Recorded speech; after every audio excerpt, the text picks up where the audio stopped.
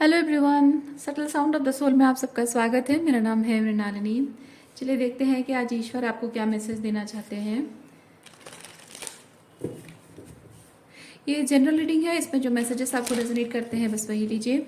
ज़रूरी नहीं है कि सारे मैसेजेस आपको रेजोनेट हों, सो ओपन माइंड रखिए। जो आपके लिए नहीं है उसे जाने दीजिए। जेंडर स्पेसिफिक मैसेजेस नहीं हैं और टाइमलेस रीडिंग्स है। आपको जब भी रेजोनेट करता है आप उसे क्लेम कर सकते हैं।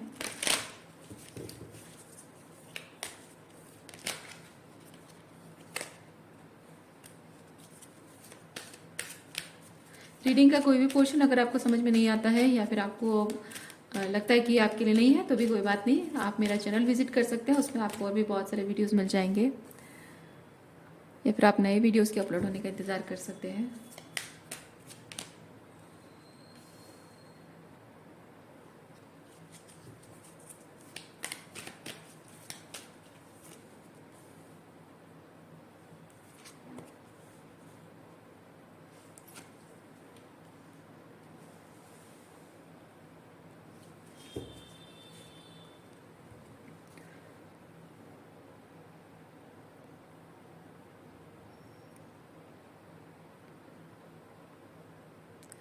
इस वक्त लोगों के साथ आपके कनेक्शन को लेकर हो सकता है कि कुछ ऐसा हो रहा है जो कि नहीं होना चाहिए और जिसकी वजह से कि आप न चाहते हुए भी उनसे दूर हो रहे हैं, दूर रहने के लिए मजबूर हैं या फिर बात न करने के लिए मजबूर हैं, उनके साथ कांटेक्ट तोड़ने के लिए मजबूर हैं। और ये होना ज़रूरी है। आप मैं फील करती हूँ कि आप शायद नहीं चाहते हैं कि ये चीज़ हो, या ऐसा हो सकता है कि आप इस चीज़ के लिए डिस्कम्फर्ट फील कर रहे हैं, लेकिन ये होना ज़रूरी है। क्योंकि इस वक्त आप जिन लोगों से डील कर रहे हैं उन लोगों की एनर्जी ठीक नहीं है।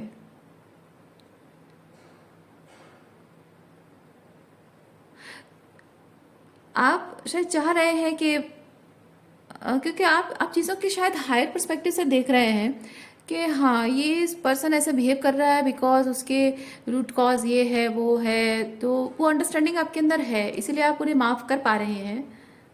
लेकिन जस्ट बिकॉज आप उनकी प्रॉब्लम को समझ रहे हो, ज़रूरी नहीं है कि उस प्रॉब्लम को वो समझें। और मतलब अगर आप उनसे कहें कि हाँ, आपकी लाइफ में ना ऐसा ऐसा हुआ था वैसा हुआ था इसलिए आप ऐसे बिहेव करते हो, तो वो कहेंगे हाँ वो तो सही बात है, तो तुम कंसिडर क्यों नहीं करते हो, फिर तुम हमें माफ़ करके अपनाते क्यों नहीं हो, रादर देन स्पीकिंग कि अच्छा अच्छा ये चीज़ की वजह से मेरा ये बिहेवियरल पैटर्न है, यानी कि वो मेरा पास था, मेरा वुंड है और उसे मुझे रिलीज करना चाहिए और मुझे बेटर तरीके से बिहेव करना चाहिए। ऐसा तो नहीं कहेंगे वो। यानी कि उनके जो भी पास्ट है जिसकी वजह से वो जो भी बिहेव कर रहे हैं, बिहेवियरल पैटर्न उनका है, दे विल विक्टिमाइज देमसेल्व्स।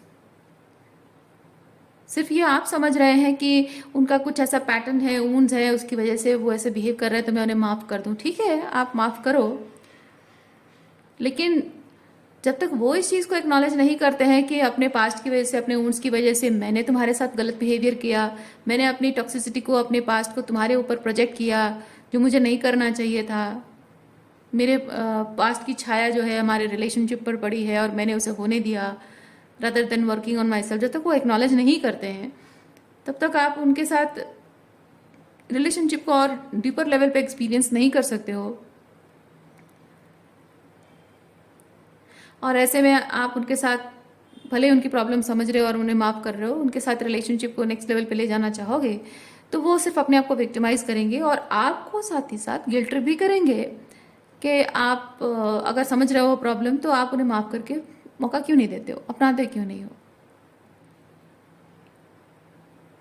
और आप कर नहीं सकते क्योंकि वो अपनी टॉक्सिसिटी को आप पर प्रोजेक्ट करते हैं, उससे तकलीफ होती है आपको। तो यूनिवर्स कह रहे हैं कि इस वक्त जिस पर्सन से आप डील कर रहे हो वो अपने आप को बहुत ज़्यादा विक्टिमाइज कर रहा है और उस पर्सन के प्रॉब्लम भले ही आपको समझ में आ रही है लेकिन उससे दूर रहना आपके लिए अच्छा है, आपके मेंटल, इमोशनल, स्पिरिचुअल वेलबींग के लिए अच्छा है।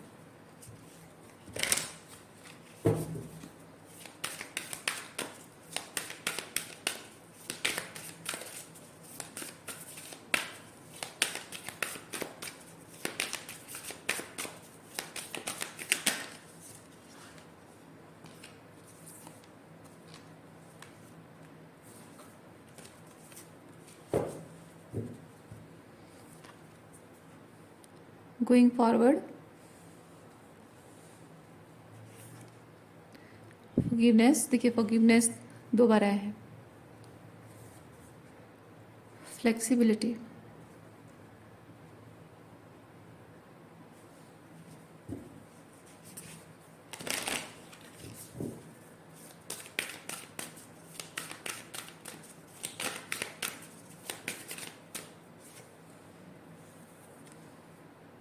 हीलिंग chaos,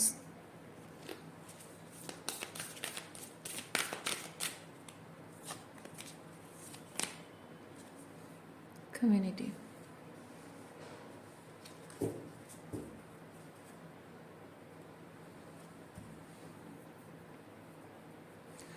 आपका इन लोगों के साथ जो रिलेशनशिप है वो नेक्स्ट लेवल पे तभी जा सकता है जब आपके ये जो लोग हैं या पर्टिकुलर पर्सन है ये अपनी कोर प्रॉब्लम को समझें, रिलेशनशिप में उनका क्या रोल है और वो किस तरह से रोल प्ले आउट हो रहा है, वो अच्छी तरह से काम कर रहा है, उनका रोल प्ले कर रहे हैं अच्छे से या फिर गलत तरीके से अपना रोल प्ले कर रहे हैं, ये उनका समझना बहुत ज़रूरी है। और उनके अंदर वो फ्लेक्सिबिलिटी नहीं है, यानी कि ये चीज़ कि हाँ कभी मुझसे भी गलतियाँ हो सकती हैं, एक रिजिडिटी है और उसका एग्जैक्टली ऑपोजिट है, रिजिडिटी है एंड स्टबर्ननेस है। ओके, तो ये चीज़ जो होता है रिलेशनशिप में प्रोक्रेस्टिनेशन का काम करता है। रिलेशनशिप में हमेशा फ्लेक्सिबिलिटी होनी चाहिए कि हाँ चलो ठीक है, सामने वाले की कभी गलती तो कभी मेरी गलती भी है, तो वो चीज़ है। और कभी कभी ऐसा भी होता है ना कि खुद की गलती ना भी हो तो भी हम रिश्तों के लिए थोड़ा झुक जाते हैं। तो भले ही आप अपनी जगह लग रहा है आपको कि आप सही हैं, उनको लग रहा है कि वो अपनी जगह सही हैं और एक मिडिल ग्राउंड आप दोनों को चूज़ करने की ज़रूरत पड़ती है, तो वहाँ भी फ्लेक्सिबिलिटी शो करने की ज़रूरत पड़ती है। और वहाँ पे ज़रूरी होता है कि आप बैठ कर बात करें, साथ में मिलकर जो भी प्रॉब्लम है आपके रिलेशनशिप के, ये कम्युनिटी बेसिकली बताता है कि एक दूसरे के साथ मिलकर काम करना। ओके, एक दूसरे के साथ मिलकर काम करना बहुत ज़रूरी है। रिलेशनशिप में जो प्रॉब्लम्स है, अगर आपको लगता है आप सही हो, उनको लगता है वो भी सही हैं, तो गलत कौन है? ठीक है, हो सकता है कि गलत कोई भी नहीं है, ये हो सकता है कि गलत आप दोनों ही हो। तो अगर आप बैठकर बात नहीं करेंगे तो प्रॉब्लम का सोल्यूशन निकलेगा कैसे? लेकिन ये चीज़ आप अकेले अगर करना चाहें तो काफ़ी नहीं है, सामने वाले को भी ये समझना बहुत ज़रूरी है। इसलिए जब तक वो इंसान इस चीज़ को समझता नहीं है, उस चीज़ को मतलब उस चीज़ पर बात करने के लिए रेडी नहीं है, आप कुछ नहीं कर सकते। उस इस सिचुएशन को लेट गो करने के अलावा आपके पास और कोई चारा नहीं है। ओके, और क्या मैसेज है देखते हैं।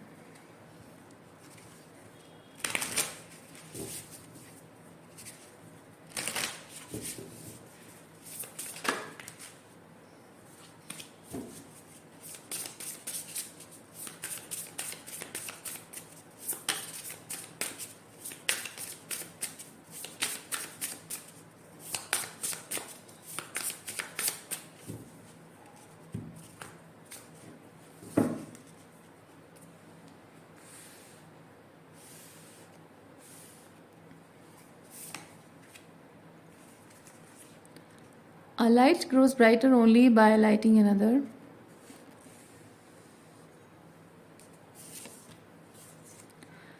Memento mori. There might not be a someday.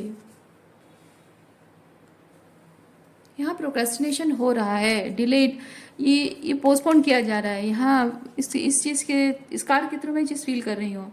आपकी जो पर्सन है, लोग हैं या फिर वो पर्टिकुलर एक पर्सन हो, जो भी है, but this person is like delaying things. वो जानबूझकर चीज़ों को डिले कर रहे हैं और उनके इस तरह से डिले करने का कारण ये है कि वो चाहते हैं कि समय जैसे बीतता जाएगा, धीरे धीरे माहौल ठंडा होता जाएगा। अभी माहौल गर्म है, माहौल ठंडा होता जाएगा, आपका गुस्सा ठंडा होता जाएगा, धीरे धीरे आप वो जो एक फ्रेश ऊन जैसा है, वो सिचुएशन जो हुई है, आप इंसिडेंट हुई है आप दोनों के बीच में, वो फ्रेश ऊन की तरह है। धीरे धीरे जब समय का झोंका, समय रूपी हवा का झोंका लगता जाएगा, धीरे धीरे वो ठंडा होता जाएगा और उसके बाद आप दूसरी चीज़ों में बिजी रहना स्टार्ट करोगे। उस ऊंट पर, उस घाव पर, उस तकलीफ भरी बातों पर फोकस नहीं करके किसी और चीज़ में आप ध्यान लगाना शुरू कर दोगे। और जैसे आपका ध्यान बढ़ जाएगा तो आप चीज़ों को भूल भी जाओगे शायद, और उसके बाद आप नॉर्मल तरीके से उनसे बात करने लगोगे। तो ये पर्सन ना जानबूझकर चीज़ों को इसीलिए डिले कर रहे हैं। जो गलती है उस गलती पर वो काम नहीं करना चाहते हैं। अगर उनको पता भी है, उनको लग भी रहा है कि हाँ उन्होंने गलत किया, फिर भी वो गलती एक्सेप्ट करना नहीं चाहते हैं, क्योंकि इस इंसान का ईगो बहुत ज़्यादा बड़ा है। इस रिलेशनशिप में कौन अपर हैंड में है, कौन हमेशा जीत रहा है, कौन हमेशा पावर पोजीशन में रहता है, ये उनके लिए बहुत मायने रखता है। वो जो रिश्तों के लिए थोड़ा झुकना जो होता है ना, ये उनमें नहीं है। वो हमेशा पावर में रहना पसंद करते हैं।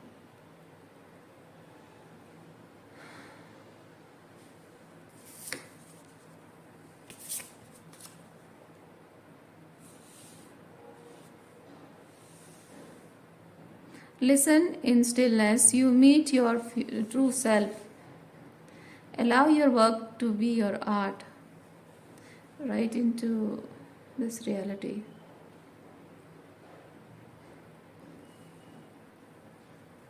हाँ, ये पर्सन हमेशा ऐसे ही करते रहे हैं आपके साथ रिकन्सिलिएशन के बारे में। जब भी आप दोनों के बीच में कोई प्रॉब्लम होती है, किसी बात पर बहस होती है, कोई आर्गुमेंट होती है, तो हमेशा इनका एक तरीका है, ये एक बिहेवियरल पैटर्न है इनका।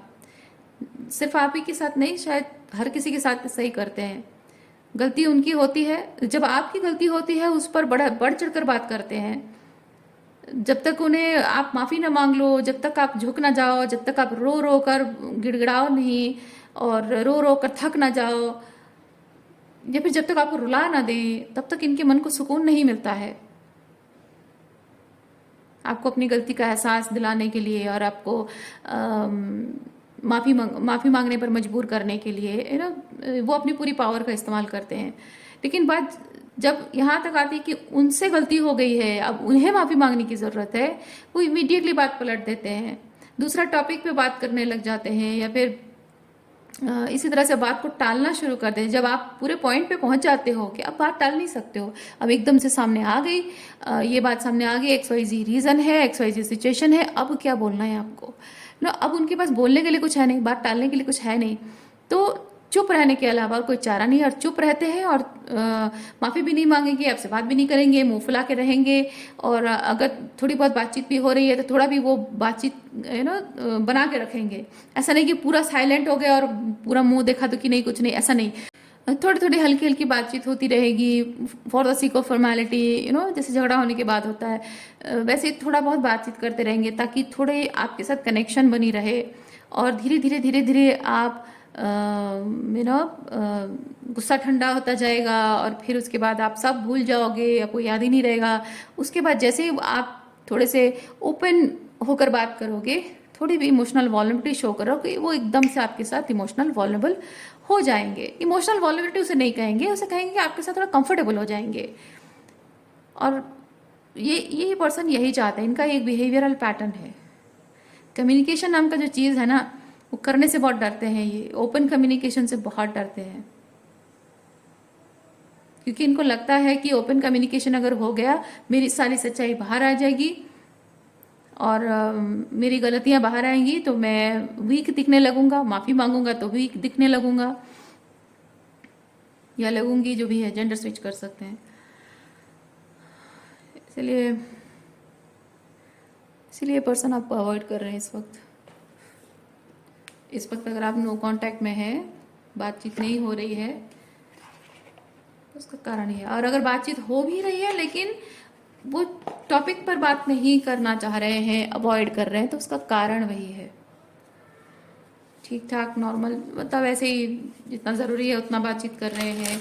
आप कोई मैसेज करते हो तो वो हाँ ना में आंसर करते होंगे, लेकिन जैसे ही टॉपिक पे आ जाते हो फिर अवॉइड करना शुरू हो जाता होगा।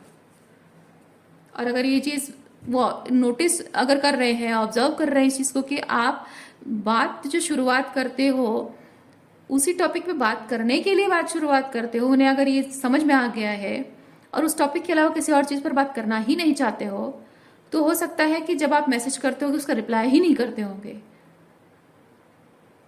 और जब भी एक दूसरे का सामना होता होगा, वो कोई ना कोई बहाना बना के चले जाते होंगे, दिखाते होंगे कि मैं बहुत बिजी हूँ, ताकि कन्फ्रंटेशन ना हो।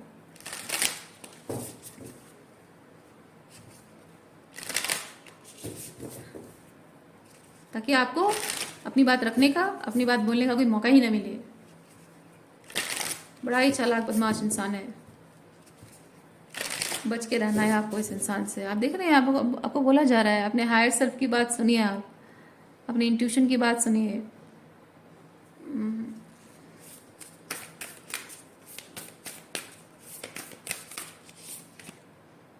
बियॉन्ड डेथ यूनिवर्स आपको ये चीज़ बताते हैं कि इस पर्सन के साथ जो भी आपका लेन देन है उसे आपको खत्म करने की ज़रूरत है। कार्मिक एंटेंगलमेंट आपको खत्म करने की ज़रूरत है। अगर रिलेशनशिप की बात है, रोमांटिक रिलेशनशिप, तो जितना हो सके आप इस पर्सन से दूर रहिए।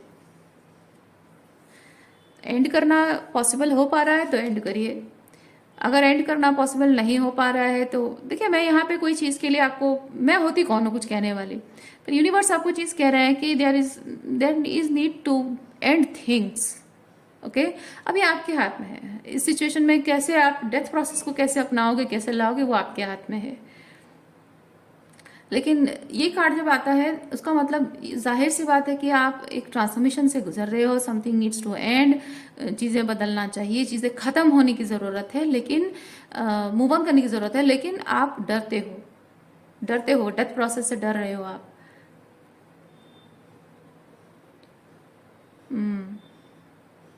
हो सकता है इस वक्त आपकी लोअर चक्रास बहुत क्लोज्ड ऑफ हों।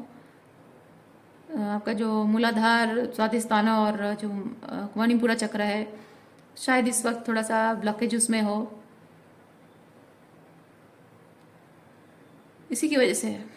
ये डेथ सिचुएशन है ना, इसे डेथ अपनाने की ज़रूरत है, इसे एंड को अपनाने की ज़रूरत है, जो आप नहीं अपना पा रहे हैं। क्योंकि हो सकता है some sort of death fear आपके अंदर हो कि रिलेशनशिप एंड हो गया तो मेरा क्या होगा, इसके बाद आगे की ऐसी ज़िंदगी होगी, आगे सब कुछ सही होगा या नहीं होगा, अगर ये रिलेशनशिप एंड हो गया तो एटसेट्रा रीज़न होगा।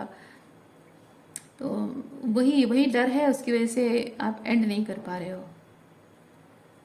बट आपको यहाँ यूनिवर्स ये चीज़ बता रहे हैं, ये जो भी एंडिंग है ना, इस एंडिंग के साथ आप खुद को एम्पावर भी करोगे और अपने लाइफ को एक सही इंटेंशन के साथ जियोगे। जो इंटेंशन आपने सेट करके रखा है रिलेशनशिप के लिए, वो गलत नहीं है, लेकिन वो म्यूचुअल ग्राउंड पे होता है डियर। 100 हैंडेडली नहीं होता है चीज़। और जो इंटेंशन आपने सेट कर रखा है उसके साथ आपको खड़ा होना पड़ेगा, ताकि आपको कोई ऐसा पर्सन मिले जो आप ही की तरह वैसा ही इंटेंशन रखता हो। और उसके लिए आपको अपनी पावर को क्लेम करना ज़रूरी है, और आपकी पावर क्लेम आप इस डेथ प्रोसेस से ही कर सकते हो, क्योंकि आपकी मर्जी है। मैं यहाँ जो भी ये डेथ प्रोसेस के बारे में जो कह रही हूँ, मैं नहीं कह रही हूँ कि आप रिलेशनशिप एंड करो, नहीं करो, मैं नहीं कह रही, मैं होती कौन हूँ कहने वाली। यहाँ यूनिवर्स आपको मैसेज दे रहे हैं। कोई भी रीडिंग्स जब आप देखते हो, रीडिंग में रीडर, जो टैरो रीडर होता है, वो कुछ नहीं कहता है, उसको इंट्यूटिवली जो मैसेज पिक होता है वही चीज़ मैसेज वो डिलीवर करता है। और कौन सा मैसेज पिक हो रहा है, कौन सा नहीं हो रहा है, उसे भी आप सही गलत नहीं कह सकते हो, क्योंकि जिस वक्त जिसको जो सुनना होता है ना, यूनिवर्स उसे उसी तरह से वाया मीडिया करके आपको मैसेज पहुंचाते हैं। कोई इंसान से आपको जो मैसेज मिल रहा है, अगर वो चीज़ आपको ट्रिगर करती है, दैट मीन्स आपको ट्रिगर होना ज़रूरी है। अगर वो चीज़ आपको रेजोनेट होती है तो रेजोनेट होना ज़रूरी है। तो ये मेरे हाथ में नहीं है, आपके हाथ में नहीं है, ये परमात्मा के हाथ में है। वो किस तरह से क्या बुलवाते हैं मुझसे, ये मेरे हाथ में भी नहीं है। ओके, और आप किस चीज़ को कैसे हैंडल करते हो वो डिपेंड करता है। आप अगर उसे एक्सेप्ट करते हो, इसका मतलब है कि ये चीज़ कहीं ना कहीं आपकी सोल भी कह रही है। और अगर नहीं एक्सेप्ट कर पाते हो, यानी कि आप अपने सोल की बात नहीं सुन रहे हो। ओके, बाकी आपकी मर्जी है ना। चलिए, आज के लिए इतना ही है। उम्मीद करती हूँ इस रीडिंग से आपको कुछ क्लैरिटी मिली हो। मैं आपको नेक्स्ट रीडिंग में मिलती हूँ। अपना ख्याल रखिए, बाय।